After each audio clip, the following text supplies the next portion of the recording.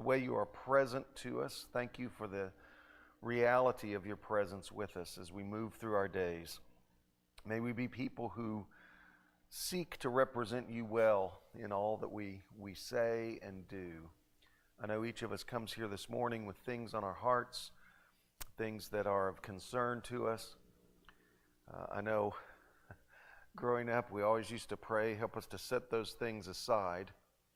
I think the reality is that's who we are. That's what we bring to these moments. Help us to bring those things with us, but to set them at your feet and allow you to help us sort through who we need to be in the various situations we find ourselves in. Father, as we study a bit of your communication to us today, help us to remember that our goal is never to own the text, to figure it out, to have it all worked out and understand and now put a period at the end of the sentence. But the reality is we want to hear your word in a way that it is transforming to us and that it moves us closer to you and who you have called us to be as people made in your image. Thanks for each person here. Bless us as we seek to be your people. It's through Jesus we pray. Amen. All right, so we are thinking through some biblical heroes, kind of reconsidering some of these folks. And I realize in an era of superheroes, going old school, going back to the comic book folks. Last week had Captain America, and one of our grandson's favorites. Today, his other favorite, Spider-Man, just so you know where I'm coming up with this stuff. So, with a conversation partner as we begin this morning, if you would, what keeps you going when you feel like giving up? What keeps you going when you feel like giving up? Now, I know no one in here has ever felt like giving up, but so you might have to think theoretically.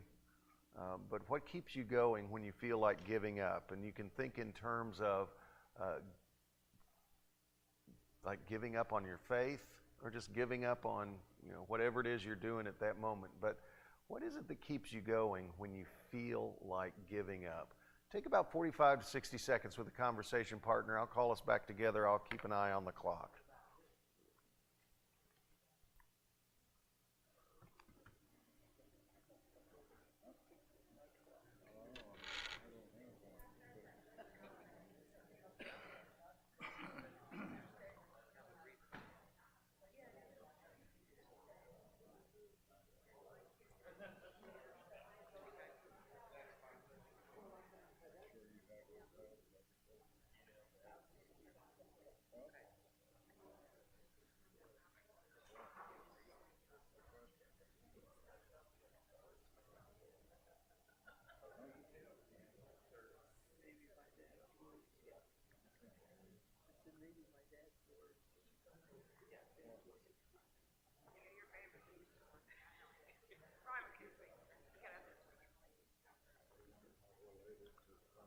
About 15 more seconds.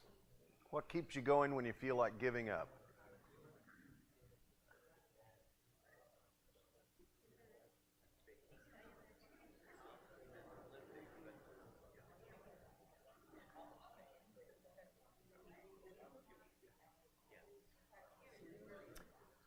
All right, just out of sheer unadulterated curiosity, anyone want to stick your head above the parapet? What keeps you going when you feel like giving up?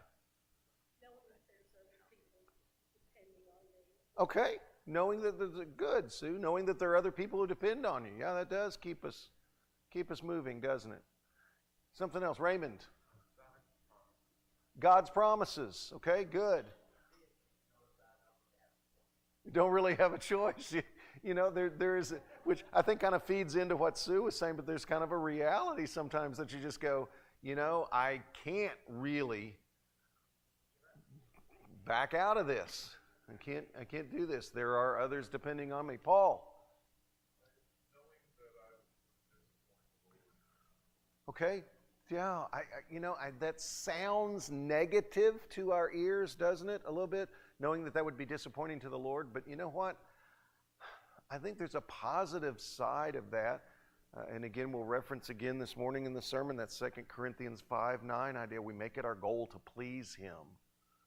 That's what we want to be about. And there are times when it's like, I'm not going to back out of this because I want to continue to do what I need to do to represent God.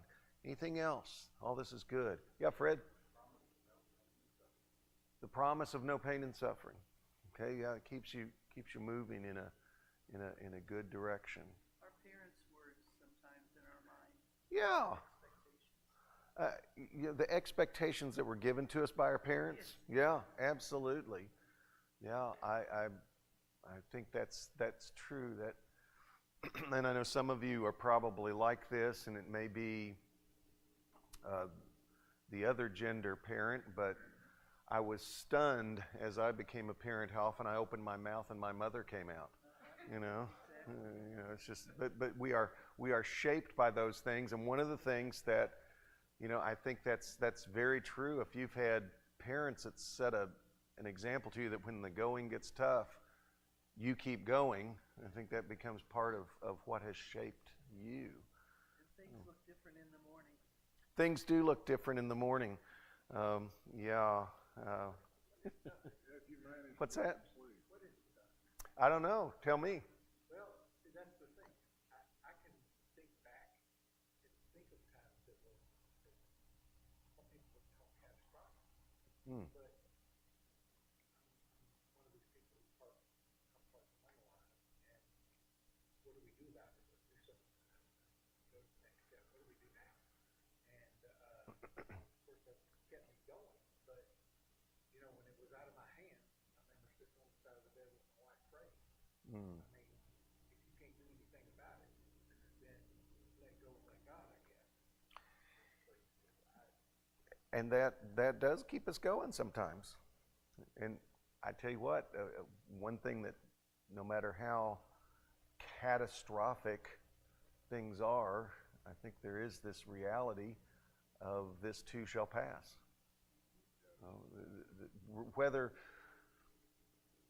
Whether we feel like it at the moment, because I've often said, and I'm probably borrowed this from somebody and now I've forgotten, which means I've always believed that. But just the idea that grief is really the sense of loss of a future that you thought was going to exist, and now it doesn't, and maybe now it can't. Whatever the source of the grief is. And so at some point, do you just say, well, that's reality, I'm going to move on? So last comment, Minta.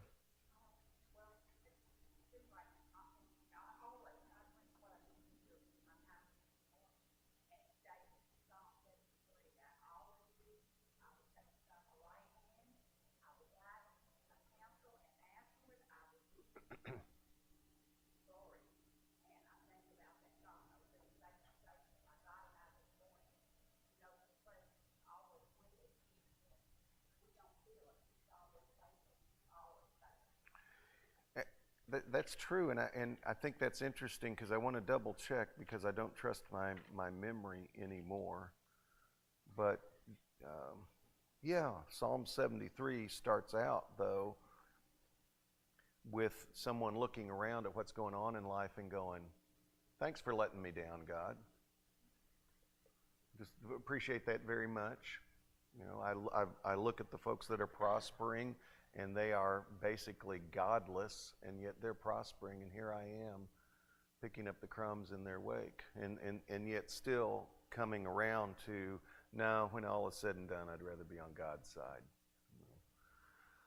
All of that said, and appreciate you jumping in there, we're thinking about some biblical heroes in our age of superheroes that we live in, and defining that as people who help to put God and His power on display. Whereas if you watch the Marvel universe or whatever, you watch the various movies and all like that, it's their power that's being put on display. But these are folks who put God's power on display in some way. And so trying to develop this idea in here of the godly hero, of someone who makes a difference for God's purposes and from God's perspective. you know. And so our godly hero du jour is Elijah. Think about Elijah today. What comes to your mind when you think about Elijah? What are the big stories that come to mind when I say Elijah? Mount Carmel, which was not a location on a map necessarily, but when you say Mount Carmel there, you're referring to taking on the prophets of Baal and Asherah, and sounds like that could be a dessert. You're right. The prophets of Baal, I don't know, the prophets of Baal and Asherah. But you've got this encounter between Elijah, who seems to be pretty much solo, although there are folks that seem to be helping him get some of this stuff together, but taking on in a smackdown sacrifice versus sacrifice encounter with 400 prophets of Baal and Asherah. Yeah, that's pretty impressive. We remember that. And of course, we do remember the outcome, right? We'll get to that anyway. Yeah, Paul, what else do we remember?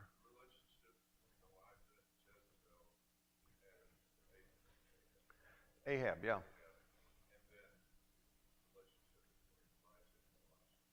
Yep. So these relationships, one, the adversarial relationship that he has with King Ahab, northern kingdom. This was after the two kingdoms had divided. And if you're not familiar with that, don't worry, that we'll still be able to make it through today. But southern kingdom, Judah, where the Davidic dynasty, the descendants of David, are still ruling. And then the northern kingdom, which just goes through dynasties the way some of us go through socks. And right now, it is actually the dynasty of Omri. Omri was Ahab's dad and was actually a very successful, from a secular, worldly standpoint, very successful king. In fact, some of the inscriptions and stuff from surrounding kingdoms from that era still refer to Israel, the northern kingdom, at times as the house of Omri. You know, even though from the biblical standpoint, Ahab gets more press time. The reason Ahab gets more press time, though, is because of, you mentioned his wife, Jezebel.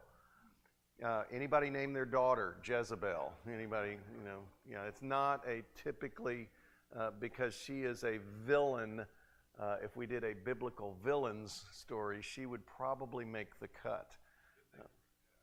Good name for a cat. I just, now,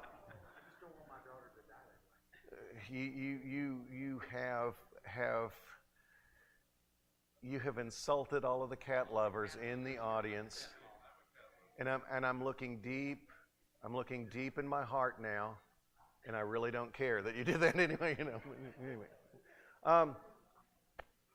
Tim said didn't want to die like Jezebel. Yeah, we won't get to that, but yeah, she does not, and it is actually Elijah that says, there's not going to be anything left when they're done with you, and that's pretty much what happens. So, Elisha, anything else that happens? Yeah.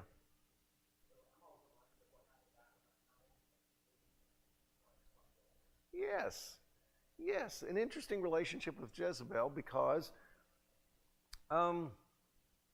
he has defeated her prophets, so to speak,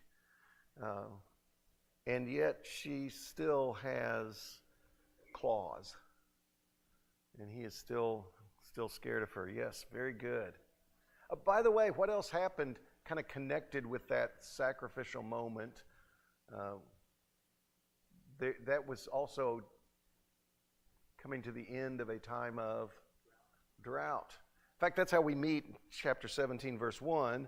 That's how we meet Elijah. It says, now Elijah the Tishbite of Tishbe in Gilead, which is just, I love how they do things like that. That would be saying like, Sharon from Bartlett, the Bartlettite from Bartlett, it's almost repetitious there, said to Ahab, as the Lord, the God of Israel lives, before whom I stand, there shall be neither dew nor rain these years except by my word. And so for well over 2 years, it's a drought. God trying to Hello, hello, trying to get the attention of the people. Anything else? Some of the miracles, yes. Yeah. So we can't call him a hero. Okay, well, we'll just man just like us, but he's in interesting time. How does he leave this world? Chariot of fire. Yeah. So that's kind of fun. It's interesting. He makes an appearance in the New Testament. Transfiguration. Yeah, Scott, right. Transfiguration. It's almost like you've got Moses and Elijah, almost the Torah and the prophets, in a sense. There's a big chunk of material in the historical books in the Hebrew Bible that deal with Elijah. 1 Kings 17, he just comes out of nowhere, and here's this Elijah the Tishbite. And he leaves in 2 Kings 2. So basically the whole second half of the book of 1 Kings, he's a character for us. I want to concentrate on two related events that we've already talked about this morning, because I think it gives us some sense of Elijah as, what does it mean to be a godly hero? Okay, so the one that we all teach the kids and make sure they understand would be, of course, 1 Kings 18 with the confrontation with I'm just going to go ahead and say, with Baal and Asherah and their prophets. Baal being the preferred god of the northern kingdom at that time. And you say, whoa. I thought the northern kingdom were people who were descendants of Abraham like the southern kingdom. Well, Ahab, one of the things Ahab did when he married his wife, Jezebel, we should reform that name. We should bring him. Anyway, she was a Sidonian princess and brought with her, not that it was not already present, but brought steroids to feed Baal worship in Israel. And of course, Ahab, who comes across as, what's the word I'm looking for? Oh yes, weak-minded. That would be the word I would be looking for. I think Jezebel really is the one running the ship. And the reality is that has religious impact, if we can put it that way, on the northern kingdom. Baal Melkart is actually, if you want the full idea, because Baal is just kind of a generic name, like God. Baal just means Lord in sort of a Semitic languages. And actually, if you want to impress your friends and look like you are really arrogant, you can pronounce it Baal, because actually it's a kind of a, we just say Baal, and I'll say Baal from here on out. But Part of a lot of place names, I think, in that part. it is, because it has to do with, again, it's a generic name for the Lord.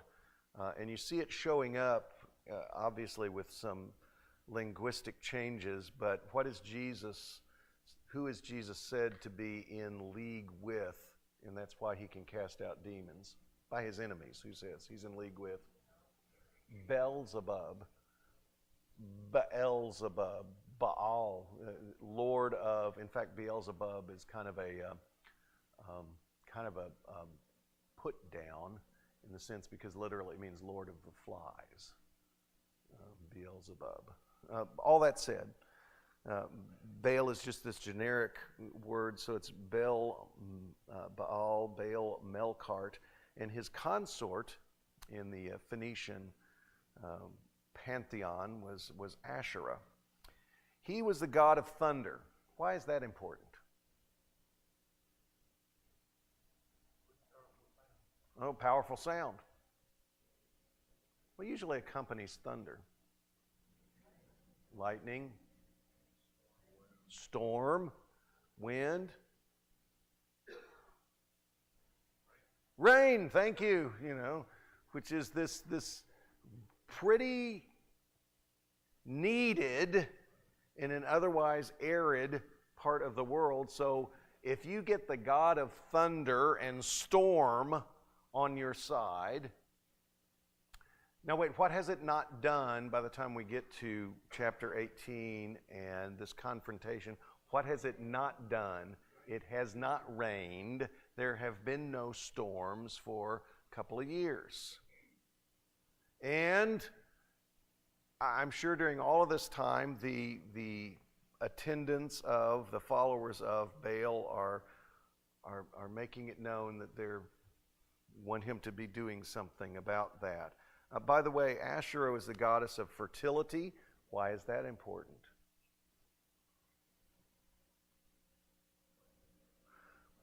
In an agrarian culture, you got who's making our crops grow? Well, you know, and who's making our animals thrive, and so you can see they're a pretty powerful combination in the way that someone in the ancient Near East who did not know Yahweh, the God of Israel, would think, okay, this is how the world works. You've got the God of thunder and storms, and you've got the goddess of fertility, and boy, when you get them together, boom, baby, we got a good combination. You know, this is going to be great. Now, they came to be influential in the northern kingdom because of Jezebel. Okay? Again, it was not that they would have been unknown before that. In fact, archaeological finds indicate that there were apparently a bunch of people in ancient Israel, particularly the northern part, that kind of were keeping a foot in both worlds. And so you have their little Asherah and Baal figurines in their homes. And yet, it reaches staggering height. It becomes, in a sense, now the official religion of the northern kingdom due to Jezebel's influence. So you have this group of 450 prophets of Baal, 400 prophets of Asherah. Excuse me, I knew it was coming. So 850 to 1 with Elijah, and that's part of the odds here. So you've got 850 promoters of paganism in every sense of the word. And let's pick up with reading let's pick up reading in did I change that or not? No, there we go, back to it. Can't read my own writing here. Let's read verses 21 through 39 to just, I know that's a long reading, but it gives us a sense of what's going on here. Elijah then came near to all the people and said, "How long will you go limping between two different opinions? If the Lord is God, if Yahweh is God," that is God's personal name, "if Yahweh is God, follow him, but if Baal, then follow him." The people did not answer him a word. Then Elijah said to the people, even I only am left a prophet of the Lord, but Baal's prophets number 450. Let 2 bulls be given to us. Let them choose 1 bull for themselves, cut it in pieces, and lay it on the wood, but put no fire on it. I will prepare the other bull and lay it on the wood, but put no fire on it. Then you call on the name of your God, and I'll call on the name of the Lord. The God who answers by fire is indeed God. And all the people answered, "Well spoken." Then Elijah said to the prophets of Baal, "Choose for yourselves 1 bull and prepare it first, for you are many. Then call on the name of your God, but put no fire on it." So they took the bull that was given them, prepared it, and called on the name of Baal from morning until noon, crying, "O Baal, answer us." But there was no voice and no answer. They limped about the altar that they had made. Some folks say what that is there was some way in which they sort of did this kind of weird cantering around. We might say it's some sort of a weird dance, but it was thought to kind of get Baal's attention. At noon, Elijah mocked them, saying, "Cry aloud! Surely he's a god. Either he's meditating, or he has wandered away, or he is on a journey, or perhaps he is asleep and must be awakened. By the way, the phrase that gets translated here in the New Revised Standard Version is meditating. I believe that's the one. Some people think that's a euphemism for maybe he's gone to the bathroom. Well, could be. Don't know. Then they cried aloud, and as was their custom, they cut themselves with swords and lances until the blood gushed out over them. As midday passed, they raved on until the time of the offering of the oblation. That would have been late afternoon. What a great line here, end of verse 29. But there was no voice, no answer, and no response. Now, no voice, no answer, no response. Basically, you're saying the same thing 3 times. Since they did not have the ability to yellow highlight things or underline them, if you wanted people to make sure they remembered something, got the point, what did you do? No voice, no answer, no response. So it just emphasizes that idea. If you're familiar with the composer of what we tend to broadly term classical music, Felix Mendelssohn, in the 19th century, wrote an oratorio on Elijah. And this scene is incredible. It's part of a chorus thing when I was in high school, and we sang this part of the oratorio, and it really is so well done, because he starts out with a very ponderous and "Baal, we cry to thee," and it's like this stately sort of thing, and then it gets a little more intense, and "Hear us, Baal, hear mighty God, hear us, Baal," and then you get to a point where you're just literally the chorus is fortissimo and just going, "Hear an answer, hear an answer, hear an answer," and then Mendelssohn has right at the end of this big fortissimo moment of the chorus screaming, "Hear an answer," utter silence. And in the notes, it's like for like a full, which seems like an eternity at the time, for like a full 15 seconds. Just silence. And then the tenor comes in, the voice of Elijah, "Gather around me." And then the offering of this simple prayer, and it just really captures that moment, that utter silence after all of this cacophony of sound. Verse 30, then Elijah said to all the people, "Come closer to me." And all the people came closer to him. First he repaired the altar of Yahweh that had been thrown down. Elijah took 12 stones according to the number of the tribes of the sons of Jacob, to whom the word of the Lord came, saying, "Israel shall be your name." With the stones he built an altar in the name of Yahweh. Then he made a trench around the altar, large enough to contain 2 measures of seed. Next he put the wood in order, cut the bull in pieces, laid it on the wood. He said, "Fill 4 jars with water." Now, the word used here for jar, we're not talking like, go get me a measuring cup out of the kitchen. We're talking some of these big things, Get me 4 jars, and with water, pour it on the burnt offering and on the wood. Then he said, "Do it a second time." And they did it a second time. And then he said, "Do it a third time." And they did it a third time, which is why your sermon should always have 3 points. So that the water ran all around the altar and filled the trench also with water. At the time of the offering of the oblation, the prophet Elijah came near and said, "O Lord, God of Abraham, Isaac, and Israel, let it be known this day that you are God in Israel, that I am your servant, that I have done these things at your bidding. Answer me, O Lord, answer me, so that this people may know that you, O Lord, are God, and that you have turned their hearts back." Then the fire of the Lord fell and consumed the burnt offering, the wood, the stones, and the dust, and even licked up the water that was in the trench. When all the people saw it, they fell on their faces and said, "The Lord indeed is God. Yahweh indeed is God."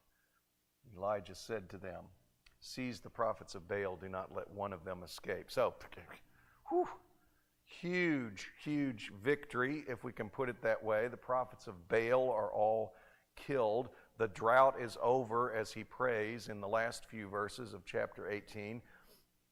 It is a complete victory. It is a blowout. You know, Elijah, 450. Prophets of Baal, none. You know, drought, 0. God, 1. I mean, it's just an amazing turn of events, all in this one day. And yet,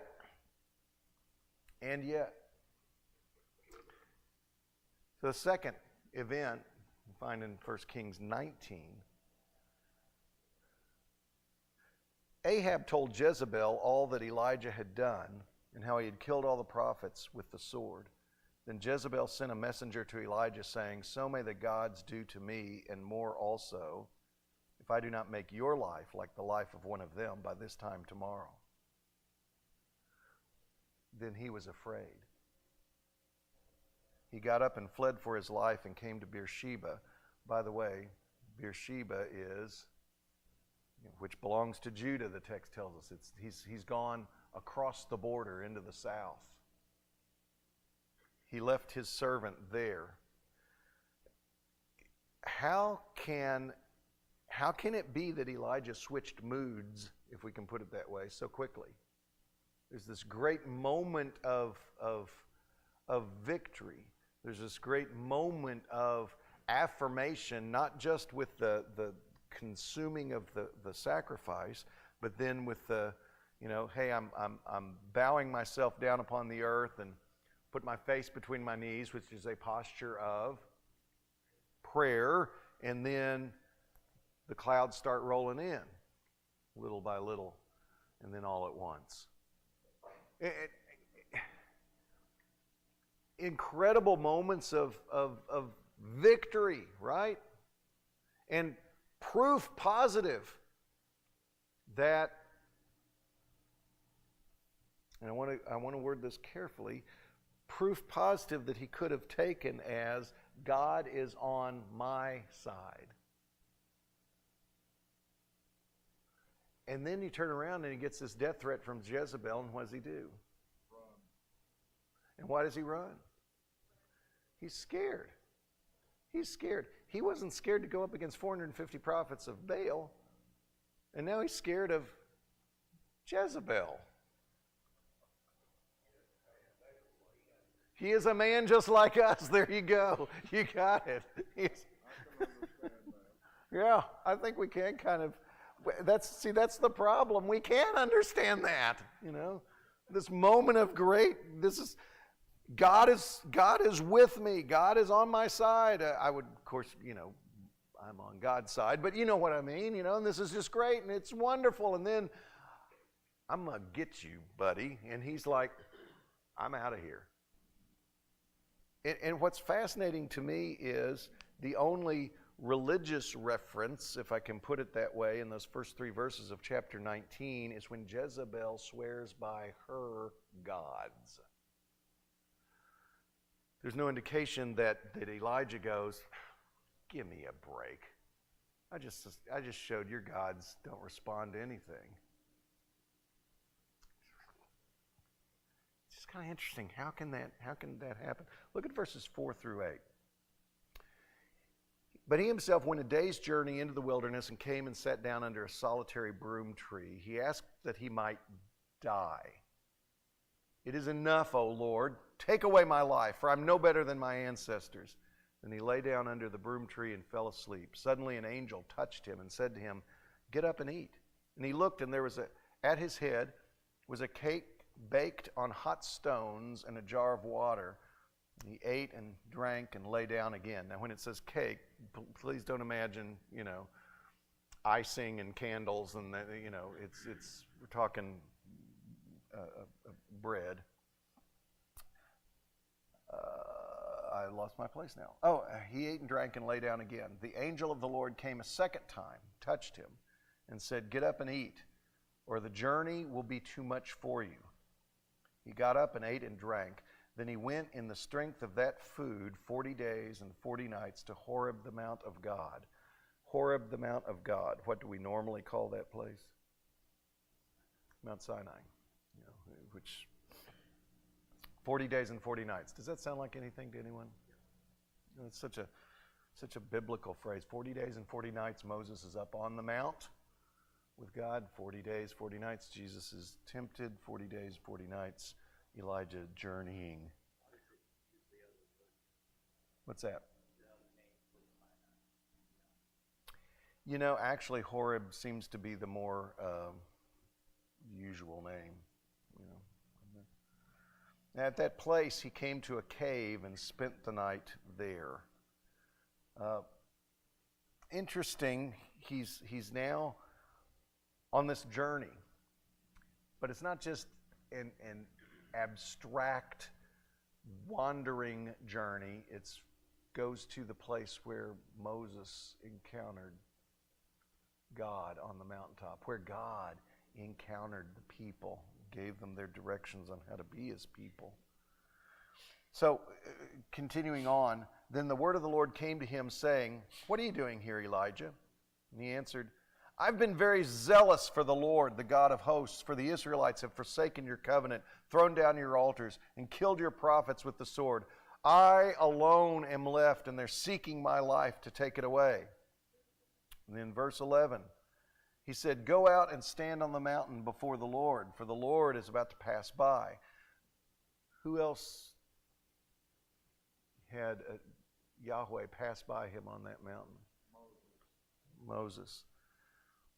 And isn't it interesting then in the Transfiguration, who is standing with the Lord on a mountaintop? Moses and Elijah. Now there was a great wind, so strong that it was splitting mountains and breaking rocks in pieces before the Lord. But Yahweh was not in the wind. And after the wind, an earthquake, but the Lord was not in the earthquake. And after the earthquake, a fire, but the Lord was not in the fire. And after the fire, sound of sheer silence. Utter silence. Where have we heard that before in this cycle of stories?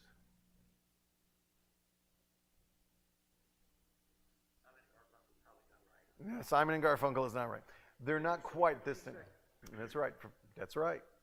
That's right. The silence when the prophets of Baal were calling on, and that was a silence of absence. This is a silence of presence. When Elijah heard it, he wrapped his face in his mantle and went out and stood at the entrance of the cave. And there came a voice to him that said, "What are you doing here, Elijah?" Same question, right? Same question. And what does he give? Same answer. You got to give him that. He's sticking to his guns. "I've been very zealous for the Lord, the God of hosts, for the Israelites have forsaken your covenant, thrown down your altars, killed your prophets with the sword. I alone am left." Sorry, it's not cracking me up. "I alone am left, and they're seeking my life to take it away." The Lord said to him, "Go, return on your way to the wilderness of Damascus." Okay, so where's Damascus in relationship to the kingdom of Israel, the northern kingdom he came from? He's gone way south. Where is Damascus? North. Okay, and it's the capital of Syria or Aram, which is sort of the traditional enemy of the northern kingdom. "Go, return on your way to the wilderness of Damascus. When you arrive, you shall anoint Hazael as king over Aram. And you shall anoint Jehu, son of Nimshi, as king over Israel. And you shall anoint Elisha, son of Shaphat of Abel-Meholah, as prophet in your place. Whoever escapes from the sword of Hazael, Jehu shall kill, and whoever escapes from the sword of Jehu, Elisha shall kill. Yet I will leave 7,000 in Israel, all the knees that have not bowed to Baal, and every mouth that has not kissed him." It's interesting, just, we can get into some of the specifics here, that basically those who are worshiping Baal are going to be overthrown is kind of the heart of the message. But I want us to focus on what God does to Elisha in this moment of depression, I guess we could call it. And I'm not talking clinical depression here. Certainly not trying to get, but he's having a pity party, all right? He's scared and he's having a pity party. And what does God do? Well, the first thing he does is take care of his basic needs. Just gives him food, gives him water. He's taking care of him because, Elijah just took off. Wasn't thinking about, at this point, not really sure, did he have a plan where he was going to go? Did he have, what's going on here? But God just takes care of his basic needs for him. Second thing that I think is interesting, he hears him out. Not just once, but twice. Elijah gets to say, here's why I am honked off right now. Here's why I'm feeling like this is my only alternative. And by the way, I feel like I am all alone in this. And so God, hears him out in this. I think that's significant. Then God gently, I would say, redirects his thinking. Doesn't really say, let me give you 67 reasons why you're wrong to think the way you're thinking. Instead, he just kind of, as I say, gently redirects this thinking here and basically does that by giving him some tasks to do.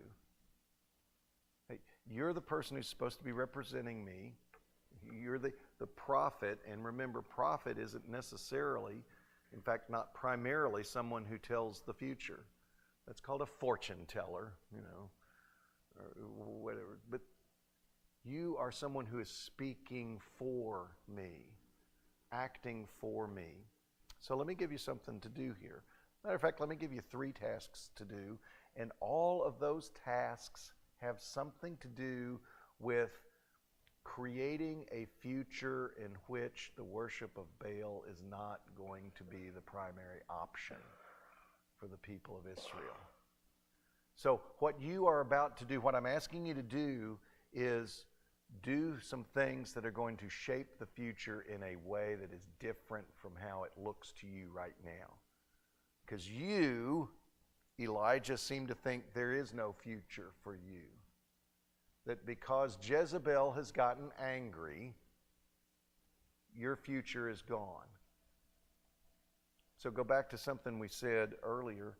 I'm wondering how much of this pity party Elijah's had. I don't know what he expected to happen after the encounter with the prophets of Baal, but what happened wasn't what he expected. And he's expressing it through anger at God and through fear for his life, but basically he is grieving that what he thought was going to happen clearly isn't. And now he's, yeah. Yeah, if you've done something spectacular, you should be able to ride on that for a while. You never, no. I think he's saying just the opposite right here, And yet, it's what the problem is what Elijah expected. Because God never does give up on him. He runs off, and Elijah finds himself miraculously cared for by God. Just as God had miraculously accepted that sacrifice. So it's just kind of interesting how God doesn't give up on Elijah, even though Elijah has, in a sense, given up. I don't want to say on God, because clearly he's still talking to God here and taking his grievances to God. Good on him. But Elijah's given up on whatever he thought was going to happen. So I think I saw your hand first, Jason, and then...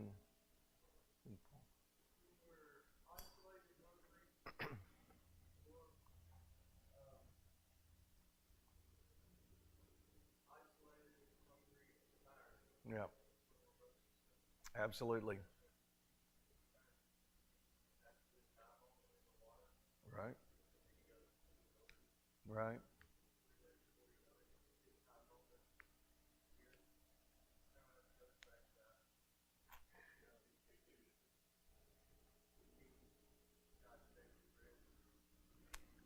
Yeah. Yeah.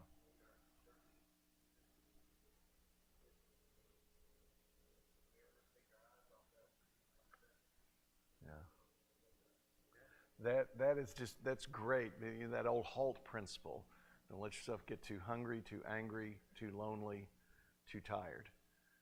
And that whole idea that what happens here. I mean, and you said it beautifully. That's the reality is God addresses each of those things for him here, and in a very direct way. And it's interesting to me that the only correction, if I can put it that way, where God says, okay, and again, he does it so gently and subtly. Did you notice where he said, he has said twice to God, I'm the only one. I'm all alone. I am it. Why aren't you taking care of me? Because I'm the only one anymore that even likes you. Of course, I wonder if that's why he left his servant back at Beersheba, so his servant wouldn't hear him say that. I'm pretty sure it's just you and me, and sometimes I'm not sure about you. But anyway, that God gently corrects that, subtly corrects that with that. I got 7,000 people. 7,000 people whose knees have not bowed to Baal. And just very subtly lets him know he's not alone. You're not alone in this. And yet, sometimes it does feel like we are very isolated in a broken world. And, I'm the only one that's really, serving God's purposes. And that's, again, this isn't necessarily about nature of the church, but that's why we get together. That's why God insists that we get together on a regular basis, is to be reminded of that. Yeah. As we think of close, what's the difference between these two? And what is the difference, if you had to kind of noodle through it, between the Elijah in chapter 18 and the Elijah we see in chapter 19, the early part of chapter 19? What makes the difference? What do you think, Pam? Okay, the spirit that's controlling the behavior, okay? Okay, so where's his focus in chapter 18? On God. On what God has asked him to do. Where's his focus in chapter 19?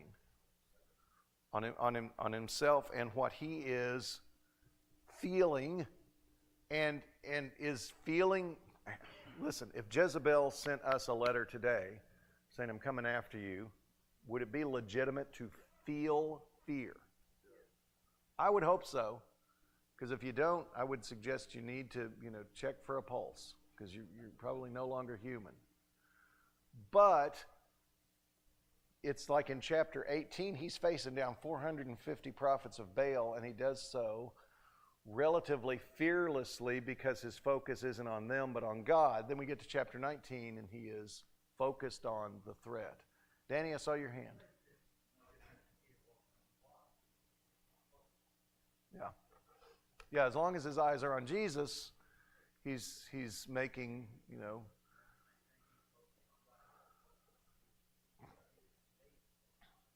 Right. Yeah, that's good. What do you think, Paul?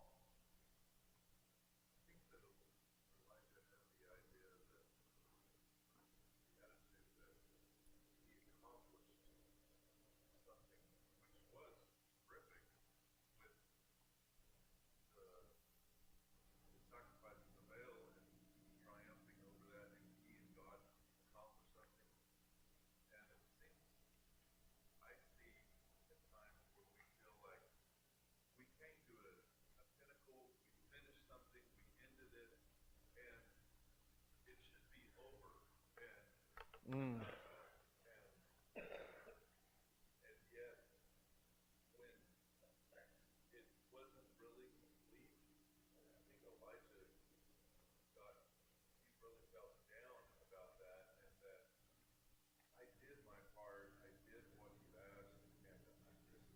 Right. But God doesn't, He doesn't say how powerful He is. He doesn't talk about Himself. God doesn't. And He doesn't take the task away from Elijah. Right. He just says, get up and there's more to do. This is what I've got. Right. And isn't that interesting how often we do think that the whole point is for the high moments to last, and yet the reality is life doesn't always work that way. Uh huh. God directs Elijah to anoint his successor. Yep. He's saying, Elijah, you are going to retire. And That's yet, a relief. well, and yet, Elijah, you're going to retire. You're going to no longer. But what will happen? The work continues. What you are doing is, and again, that's something that I think we quite often don't think through enough. Our job, just as the job of the generation before us and the generation before them, and will be the job of the generation after us and is to prepare for the future, to prepare for the next generation, rather than to think we're all that and a bag of chips. And it's interesting that it's a great point, Dan, that he is. And by the way, here's who I want to succeed you. And Elijah's going, whoa, wait. Who said anything about retiring? I'm going to be doing this till I'm 85, and then, just take me out in a field somewhere. But, that's not, no. You need to make sure that there is the next step. And that person will make sure that there is the next step. By the way, quick aside, because we've still got more to do, but genealogies of Jesus. Why are they in there? That is so boring. Because each one of those generations, sometimes unbeknownst to themselves, were moving the ball farther down the field. And that's always our task. So how then is Elijah a godly hero? That is someone who puts God's power on display.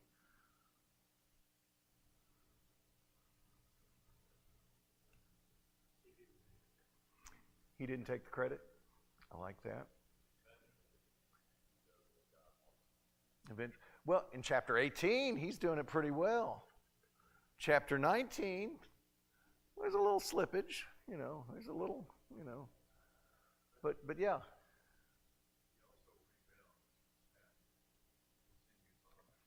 Yes. In that, in everything that He does, He proves to be why people thought that John the Baptist and Jesus were Elijah to come back.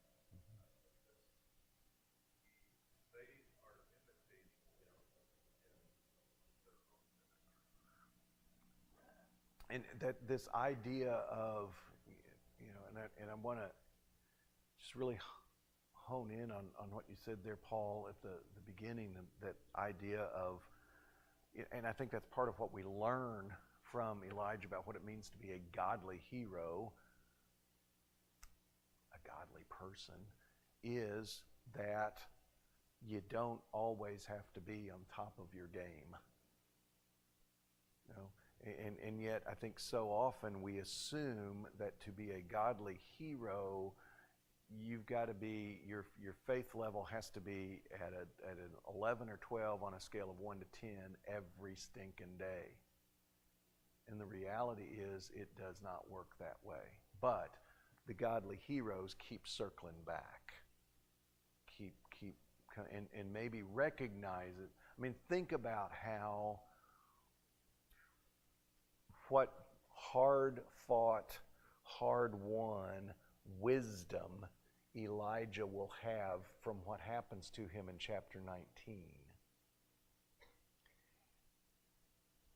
And I think that's a wisdom of how we relate to God a wisdom that he would not have gotten just from chapter 18, where all is sunny and bright, and yet it's in 19 that he finds out, you're kind of at a low point, Elijah.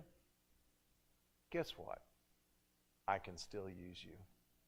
In fact, I still want to use you.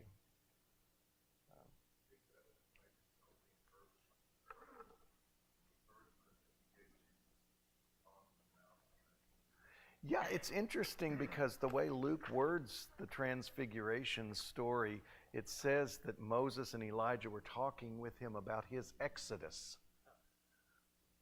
which in and of itself is interesting, but that they were talking about his, I think, his time to be delivered to death. And so that's really fascinating. You know, what were they saying to him? Would love to have, come on, Peter, quit deciding how many tents to build and take some notes for us. Come on, buddy. You know, but it's you kind of wonder when you're saying, look, you know, that is going to be the definition of low point. And you think about, again, Paul's idea about we are saved by the faithfulness, the fact that Jesus trusted God. How would that have, the fact that Jesus was willing to endure the cross and all that was attendant with it because he knew God had the final word. You know, Elijah had that figured out. You know, people are storming the gates to come in. And so that means we should say sayonara for today. Next week, Scott McDowell will be in here, so be here for that.